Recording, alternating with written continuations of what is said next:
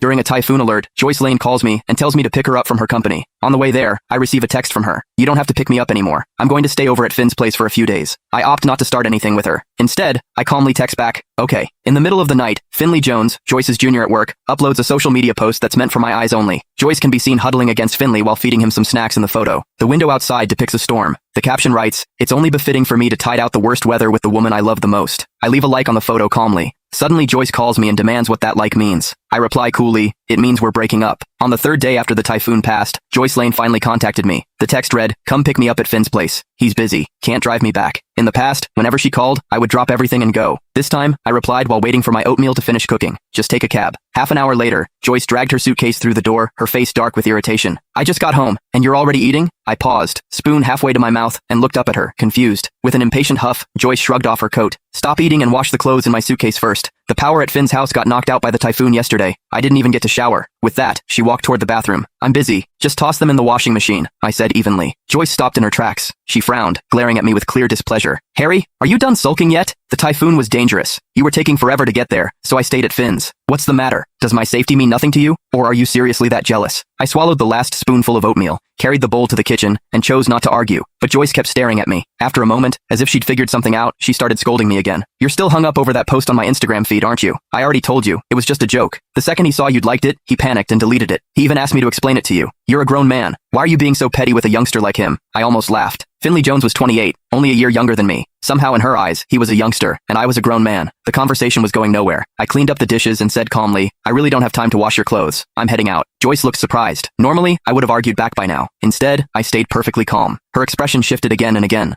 Just as I stepped out of the living room, she suddenly walked up and kissed me. "There. Happy now?" Joyce shot me a proud, almost smug look, as if my emotions were entirely under her control. I instinctively pushed her away. A wave of nausea hit me. Even when Joyce was in the wrong, Joyce had never stooped to this, never tried to coax me with a kiss. Yet here she was, doing it for Finley's sake. Judging by the looks of it, whatever could have happened between them in those 3 days probably did. I casually wiped my face and headed to the door to change my shoes. Joyce stared at me in disbelief. "Harry, what's that supposed to mean? Are you disgusted with me?" "No," I replied. "Just a bit of a germaphobe." Joyce was just about to lose her temper when my phone rang. My rideshare had arrived downstairs. Seeing me about to leave, she suddenly grabbed my arm. Her expression turned strangely flustered. "What's gotten into you today? Where are you going?" "Work." Joyce heaved a sigh of relief and said with a cold expression, "Cancel the ride. I'll drive you." Her car was a gift from me, yet she rarely ever let me ride in it. This sudden display of consideration was unprecedented. I was about to refuse, but she had already grabbed the keys from the entryway and walked ahead. Typical of her, she strode ahead with her usual assertiveness. Left with no choice, I canceled the ride and followed her downstairs. The moment I sat in the passenger seat, I noticed an animation sticker stuck to the dashboard.